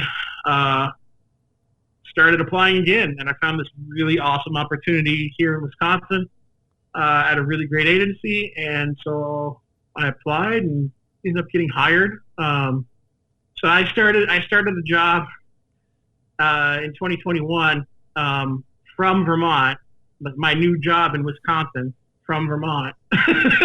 Oh, wow. And and so, I said, oh, wow. You were remoting Yeah. into your new place? Yeah, exactly. And so I lived in Vermont for about 6 more months, and then relocated. Waited for my lease to expire in Vermont, and then relocated here to Wisconsin. And And you still have dreams of being like, so I know you are a copywriter. That's what you wanted to go for then. Mm-hmm. So obviously getting to the point where now you've reinvented your life and you got what you wanted in now your new reinvented life. Is there complacency that you've had to fight finding your new goals? Because I know you want to be like the overseer of the copywriters. I can't think of what that job title is eventually called. Oh, creative director? Yeah, creative director. Like I would say like that's like your new goal of eventually like what you're striving for since, you know, you've accomplished all your goals. But how do you, you know, make sure you exercise and eat instead of just eat, I guess is my question. It's hard, especially in advertising where our workload has a tendency to be very chaotic, I think is the right word. It's gosh, you have days where you're working until 1 a.m. and then you have days where you try and make yourself look busy from 2:30 onward. So um, so it's a stretch. I think it's just about like it, finding structure in a field that has very little structure to it. If I've got days where I'm just getting swamped and I know it's going to be a 1 a.m. type of day, I instead of like sitting and spinning my gears and forcing myself to write and make some sort of progress without like letting myself stand up and do something. I don't do that. I get up, I go for walks. Straight up. I just like, if I don't have a meeting booked for a couple hours and I don't know where the insight for a project is, like in my brain, I just say, you know what? Screw it. Go for a walk. I take a 30-minute, 40-minute walk and come back and look at it again and try and, I let my unconscious, like subconscious brain kind of work out the problem for me while I just go for a walk. That's some great advice though. Yeah, no, honestly, like, because like you're just torturing yourself, and I learned that really early on. Like, you can't just sit there and force good work to come out of you as a creative. I think like you can't just like sit there and be like, I'm gonna sit here until I solve this problem. Yeah. So, get up, take a walk. You don't have any meetings or anything. Just get up, take a walk, clear your brain. Let your unconscious brain sort it out for you, and eventually you figure out the real problem, and you're like, got it, That's some great advice. Yeah. Yeah, I mean, I think I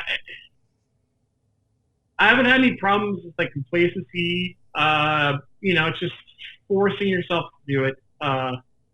You're not always going to get the exact sort of output that you planned on or that you probably need or want. You're not going to be able to fit in like a 2.5-hour workout.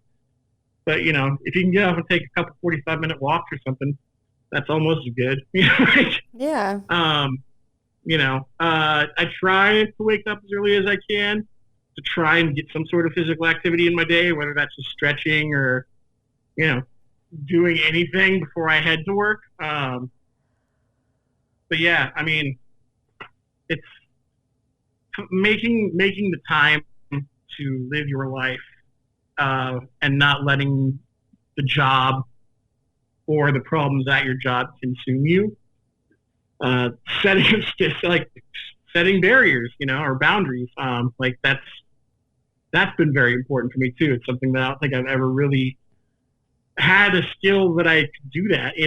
I've never known how to set boundaries, and so working in this field has helped me set those boundaries for myself and be like, hey, I understand that I need to get this done and that this is really important, but I need to take care of myself too. Yeah, and definitely. So prioritizing that, but it's all about balance, finding the right balance to make it work for you. In terms of like my skill set, I'm still growing, still learning and developing every single day. Do you like being a student of life? Yeah, exactly. Yeah. Reading, watching TV, learning how to tell stories in different ways. These are all like fantastic resources for writing, for any kind of writing, I think, but especially for advertising writing and, telling the stories of brands or products and things like that. Like it's really important to be able to step outside and look at all the different angles and ways in that you can tell a story. So, but yeah, I'm excited. I think the future's it's still looking pretty good for me. Yeah, and like you said, it's never too late to reinvent yourself. Obviously, it's scary. You can come up with so many scenarios in your head to make that mountain look 10 times bigger, but until you actually put those thoughts into action and do it in reality for yourself, you'll find out that half of the scenarios you came up with, even though, it's just kind of a defense mechanism to take care of yourself, you have to go out there. You don't get to live your life in your head and decide, oh, I already thought about it like this, so that's why I didn't, pursue it in real life. And again, you've always been like a huge optimistic person anyways, but you have had a lot of things that have taken people down where they really don't recover. And nor do I want anybody to think that, if you're serving tables at a certain job, that there's something wrong with you or you stepped out of line. I served tables, I bartended. It was, to me, the most honorable work I did besides volunteer work. The way that you're able to learn customer service just like on the battlefield is how I think about it. Just how quick you had to be. And the way that they taught us to fill those voids. I can't tell you how many things I've learned from the service industry that I've been able to take into other industries. So just wrapping up, I wanted people, like, I know you're like, in the story, we're like, oh my God, what are we doing with our lives? We're serving tables and da-da-da-da-da. But that's just the false program that we have, that you're supposed to do everything at a certain age. So obviously, like when I'm serving tables and I just came back from a 2-week road trip that I had the time of my life, but now I get on social media and everybody I went to high school with is showing their college diplomas or where they're going to grad school and all of that. There's no way to not have FOMO. There's no way to be like, oh, I screwed up because I'm not doing what everybody else is doing. And I think even though you decided the path to go back to college, you're in advertising, you took the chance on Vermont. That was a really great experience. Now you're back in the Midwest, which works better for you. You're such a good story. You're a great TED Talk, even though this is like a 2-hour interview. But it's a really great story of adversity and keep going and believe in yourself. And you've sprinkled in some really, really great advice, but I just really wanted to wrap it up to how important I really think your story is, because you've faced so many things that a lot of people would just go ahead and give up, and you don't. And then you have succeeded in these goals that you wanted, and you don't find complacency in it, and you're not like, oh, I'm old, I'm giving up now. Age really is just a number. It is in your head if you want it to be in your head, and it's how you take care of your physical body. But I've always rooted for you. I will always root for you, and I love that every time we talk, that if you come up on something, you're like, dude, it's gonna be fine. I'll figure it out. Check back in. I'll have a story for you for sure. Yeah. I think if anybody takes anything away from my story or my experiences at all, I just hope that it is, learning not to give up on yourself. You may not always get everything you want. You may not always reach your goals, but you'll find ways to get there, and you'll find new ways to get there. If you try, if you just do it, and as long as you have air in your lungs and a beating heart, I'd say there's no reason to roll over and play dead. Just keep going, keep fighting, because that's really the only way to grow and keep moving forward. So I couldn't end your episode any better way, any better wording. That's beautiful, and it's totally Tony. So I really appreciate you coming on the show and being vulnerable with us, especially about your mom. God rest her soul. Any last words at all? Just anything else roaming around in that brain of yours that you want to throw in the mix before we introduce our musical friends? It's always free to be kind. Yes, it is. Well, Tony, I love you. I will always support you. I always root for you. And if any of our friends listening want to keep up with you, I have linked your Facebook down below so they can just see your adventures, or, if they just want to reach out to you or talk to you. Some people want to come on the show anonymously and they don't want to be reached out to, and others are just like, hey man, I'm kind of like you. I'm all about the human connection. So if you want to hit me up on Instagram. Tony Peck loves you. Yes, Tony Peck loves you. I'll throw that down below too. My favorite way to end the episode, every episode, is to showcase music that I love. Lately, I've been rotating Neovine and Unlike Pluto very hardcore. But as a musician, you understand like royalties and, you know, there's a lot of music that I can't play. But I did find a track. I picked it because of the name and because of like how I remember you, which is the fact that we're supposed to be married right now, according to you, in 2013. So I found a Neovine track from his album Horizon, and it's called Honeymoon. The lyrics do not pertain to anything. It's just the beat and the fact that it's Honeymoon. I thought it was a nice beat. But this is a really good song from that album, so I want to play it for you and all of my friends.